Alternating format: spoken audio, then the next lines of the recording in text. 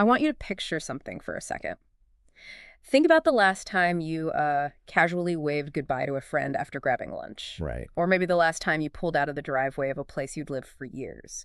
You probably had this underlying, completely unquestioned assumption that you would see them again. Yeah, that you'd be back. Exactly, that you would be back. But what if, in that exact moment, someone tapped you on the shoulder and told you with absolute certainty that this was the final time?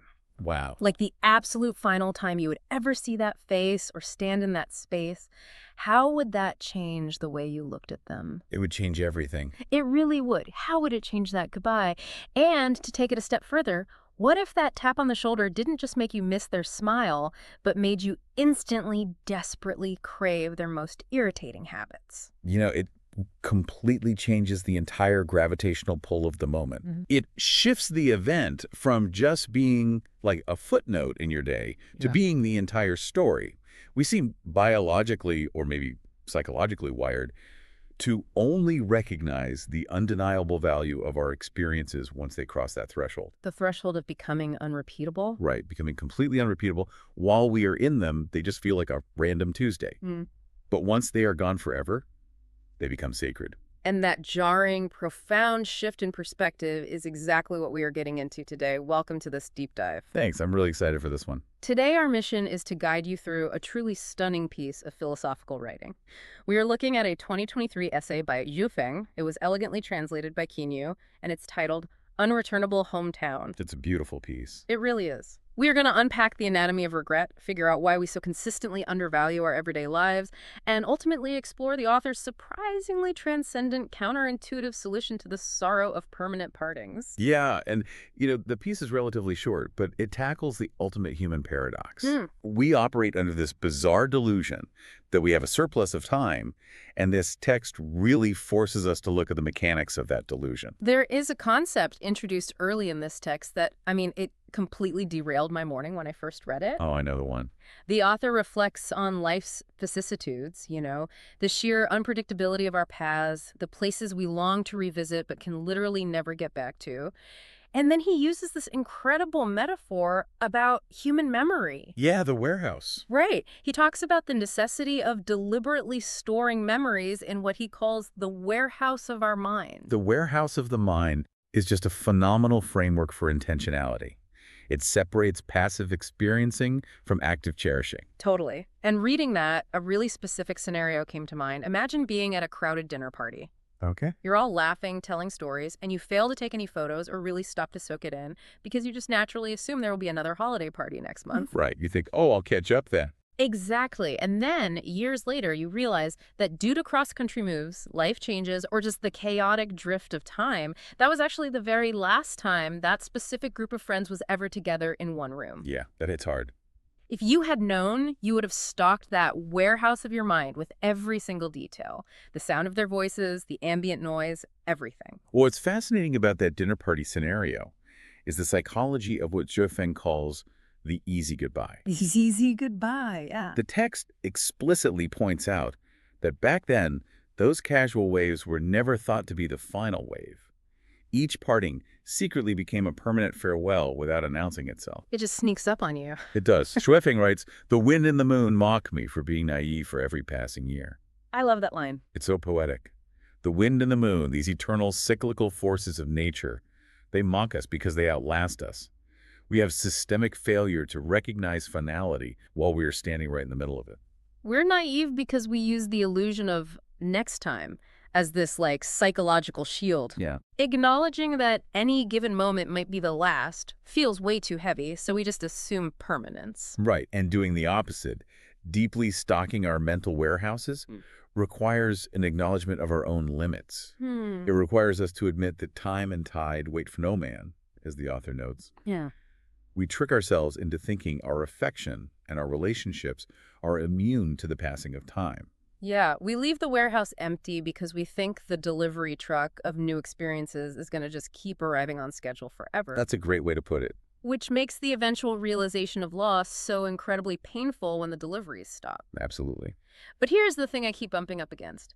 If our biggest failure is not realizing a moment is final, why are we so blind to it while it's happening? Well, the essay argues that it's because the most precious moments in our lives are heavily disguised. Disguised how? They're dressed up as entirely ordinary, mundane life. They're completely camouflaged by routine. Ah, I see. The text argues that year after year, moment after moment, we are swimming in a sea of precious experiences, but because they lack the fireworks of a major life event, we just brush right past them. I have to push back on this a little bit, though. Go for it. I mean, it's incredibly easy to print cherish every moment on a bumper sticker. Sure. But isn't it physically and emotionally exhausting to try and treat every single mundane Tuesday morning commute as a profound, fleeting miracle? Oh, absolutely. If I tried to deeply cherish the act of taking out the recycling, I think I'd short-circuit my brain by 9:00 a.m. Right, you'd be exhausted. So how do we actually apply this without just collapsing from emotional overload? That is the danger of generic mindfulness advice. You can't treat every grain of sand like a diamond. Exactly. But what's crucial to understand about Xi Feng's perspective is that he isn't telling you to go out and cherish beautiful sunsets or a perfectly brewed cup of coffee. No. No, he gives highly specific, deeply counterintuitive examples of what we should be cherishing. He points specifically to moments of friction. Yes. Here's where it gets really interesting. It really does. The examples he uses are definitely not what you'd expect. He says we should cherish smiling when scolded by our parents. He says to cherish the teasing of siblings, which he describes as an affection deep as the sea. He even says we should cherish the moments when an intimate partner complains. He is asking us to appreciate the exact moments that usually make us roll our eyes or want to leave the room. Right. Why would complaints and scolding be the things we eventually mourn? Because these disagreements, these frictions, actually constitute the landscape of our life's journey. Oh, I see. A person complaining to you, a sibling relentlessly teasing you, these are profound evidences of intimacy. That makes sense. You don't tease a stranger on the subway. Definitely not. And a partner doesn't complain about the dishes to someone they don't share a deeply intertwined, vulnerable life with. Let me try to map a mechanism onto this, because saying cherish the friction still feels a little abstract to me. Sure, let's hear it. It's almost like lifting weights. Muscle is only built through the micro tiers of physical resistance. Without the heavy weight pushing back against you, your body doesn't adapt or grow. Right. In a relationship, without the annoyance of someone challenging your space or your habits, the connection has no tension to build intimacy around. The friction is like the resistance training for human connection. That captures the dynamic perfectly. Yeah. Without the resistance, you just have a shallow, polite exchange. Yeah. Feng writes that an intimate partner, even one who complains, is life's blessing, the most worthwhile chapter of life, worth cherishing, worth growing old together with. Wow. He's telling us that the texture of a real relationship is woven with annoyance. That's so true. In our youth, a scolding parent or a nagging partner seems insignificant or just plain irritating. We want to escape it. We just want them to stop. Exactly. But the text argues that when the sunset of old age arrives, those exact specific frictions become our invaluable treasures. Because they show that someone was there. Yes. You don't just miss the perfect harmonious vacations. Yeah. You miss the sound of your partner complaining about your shoes in the hallway, because that complaint was undeniable proof that they were there. The friction is the proof of presence. Exactly. You miss the weight of them in your life. But this entire friction as a treasure concept relies on one crucial thing, which is proximity. Right. What happens when that daily annoyance is permanently replaced by miles of distance? The essay takes us from the closeness of a shared room to the absolute void of physical separation. It does. And Feng paints a rather dark, complex picture of what happens to our ties when they are stretched across the map. He charts a very specific, almost inevitable evolution of relationships that are subjected to time and distance. It's a trajectory of emotional erosion. And the trajectory he lays out is brutal. It really is. He says that in the vast expanse of life, an acquaintance inevitably turns into yearning, and then this is the part that caught me off guard, that yearning turns into resentment. Yeah. Why would missing someone deeply curdle into resenting them? It's basically a psychological defense mechanism against starvation. Starvation of affection. Right. There are two dense quotes here that we need to unpack to understand this shift. The first is, mutual hatred lacks trust. Mutual understanding reveals shallow seas. Mutual hatred lacks trust is straightforward enough, but mutual understanding reveals shallow seas. That sounds It contradictory. does, yeah. Isn't mutual understanding the ultimate goal of any deep relationship? Under normal circumstances, absolutely. But in the context of distance and severed ties, this is a commentary on the limits of human connection when we are far apart. Okay, When you are separated by what the author calls formidable mountains and flowing rivers, your understanding of each other loses its depth. because you weren't there every day. Precisely. You are no longer navigating the deep waters of that daily friction we just talked about. You only see the highlight reel, the surface level updates. So the seas become shallow. Yes, the seas of your relationship become shallow, and the resentment builds because the deep affection is starved. You yearn for the complex, frustrating, real version of that person, but the physical distance is an insurmountable wall. And you just can't climb it. Right. The unfulfilled desire eventually mutates into a kind of quiet resentment against the unfairness of the situation, or sometimes, irrationally, against the person for simply not being in your living room anymore. The sheer pain of the absence becomes too heavy to carry as just yearning, so the brain converts it into a lower energy emotion like resentment just to survive it. If that's exactly it. That makes an uncomfortable amount of sense. And then there's the other quote he uses to describe this erosion. He says, "Yearning to speak but remaining silent, truest when love cuts to the bone." That speaks to the paralysis of a connection that has been severed by life's vicissitudes. Yeah. You have so much stored in the warehouse of your mind to tell them, like a million tiny updates about your day. But you don't say anything. Right, you remain silent because the gap feels too wide to bridge with a simple phone call. The context here is that as we walk the road of life, leaving pieces of ourselves behind with these severed connections, we accumulate a ceaseless regret. Wow. The text quotes an older poetic sentiment.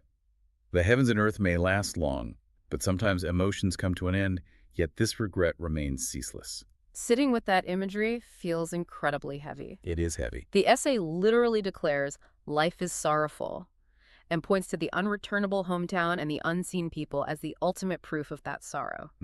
But then, almost in the same breath, the text pivots and declares life is joyful because of the inexhaustible scenery along the way. Yeah, it's quite the pivot. How do we reconcile this massive duality? How can life be defined by ceaseless regret and inexhaustible joy at the exact same time? Well, that tension is the deliberate setup for the grand finale of the essay. Shui Feng acknowledges the high mountains and vast waters, the doubt and the sorrow of the road ahead, but then he offers a highly unexpected prescription. Okay, let's unpack this, because when he brings up his solution here, I got completely lost on my first read. It's definitely a shift. He states that the way to avoid sorrow is to embark on the journey of immortality and practice celestial love. Right.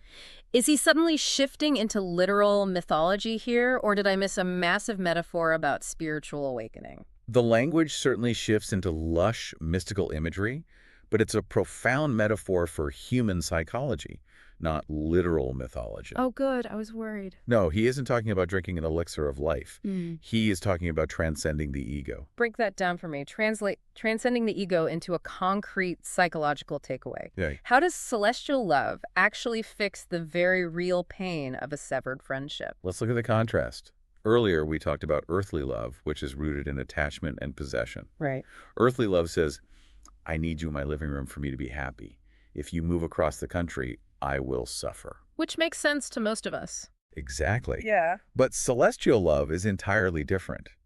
It means loving the idea that someone simply exists in the world rather than demanding they exist in your space. So it's the difference between admiring a flower in the wild versus feeling the need to pluck it and put it in a vase on your kitchen table. That is the perfect distinction. Look at the imagery he uses to describe this path. He calls it layered and vast. He describes rivers merging with rivers, peaks connecting with peaks, flowers blooming, and phoenixes echoing in the valleys. It's very vivid. It is. This is a picture of total interconnectedness. By inviting us to embark on the journey of immortality, he is asking us to elevate our perspective. He wants us to leave behind the bone-deep yearning of worldly attachment. So the bone-deep yearning is actually the root of the suffering. Yeah. Our clinging to the specific physical presence of people is what causes the ceaseless regret. We are mourning the loss of the vase, instead of celebrating that the flower is still blooming somewhere else. Exactly. If we can shift our mindset to this state of celestial love, we stop viewing geographical separations as permanent severing. Right. We start seeing ourselves and our loved ones as coexisting in the same grand tapestry. He finishes by describing heartfelt conversations, hand in hand toward the horizon, where extraordinary scenery awaits. That's beautiful. It suggests that if we connect on this higher conceptual plane, the physical boundaries of mountains and rivers can no longer restrict us. The love becomes immortal because it is no longer dependent on unrepeatable physical moments. That is a staggering cognitive shift. It really is. To go from grieving the unreturnable hometown, grieving the fact that you can never go back to that specific dinner party, to realizing that the ultimate destination is a transcendent state of connection where nothing is truly lost. Yeah, you were just part of the eternal scenery with them. It beautifully resolves the paradox we started with. You don't have to carry the heavy regret of an unstocked mental warehouse if you understand that the journey itself, with all its merging rivers and blooming hills, is the eternal connection. Exactly. You appreciate the past, but you no longer demand that it repeats itself. Well, let's bring this journey back down to earth and summarize what we've unpacked for everyone listening. Sound good? Shufeng's essay shows us that the unreturnable hometown isn't just a geographical place on a map that you drove away from. No, not at all. It represents every passing second of our lives. It's the casual goodbyes, the Tuesday commutes, and especially the delightfully irritating moments with the people we love. Those moments are finite, and they are precious precisely because they are heavily disguised as ordinary, frustrating life. I'd say the most practical takeaway from this philosophical deep dive is a challenge to reframe your daily friction. Yeah. The next time you face a mundane interaction, even if it's a complaint from your partner, a scolding from a parent, or a relentless teasing from a sibling, try not to view it as a mere annoyance that you need to escape. Right. Reframe it. Recognize it as a resistance training of your relationship. It is a rare, utterly unrepeatable stroke of paint on the canvas of your life. It is the landscape of your journey, and one day it will be the treasure you mourn the most. That completely changes how I'm going to look at my own family the next time they drive me crazy. Same here. Because the friction means they are here. It's Yeah. all part of the extraordinary scenery. Which leaves me with one final question for you to mull over as you go about the rest of your day. Okay. We talked about the casual goodbyes, the illusion of endless time, and the failure to stock the warehouse of our minds. So ask yourself this. If the warehouse of your mind was suddenly, permanently sealed today, no more memories allowed in, no more revisions to the past, what seemingly insignificant, highly annoying, totally ordinary moment from this past week would you desperately wish you had stored inside it? That's a great question. Keep that in mind the next time you wave goodbye. Thanks for joining us on this deep dive.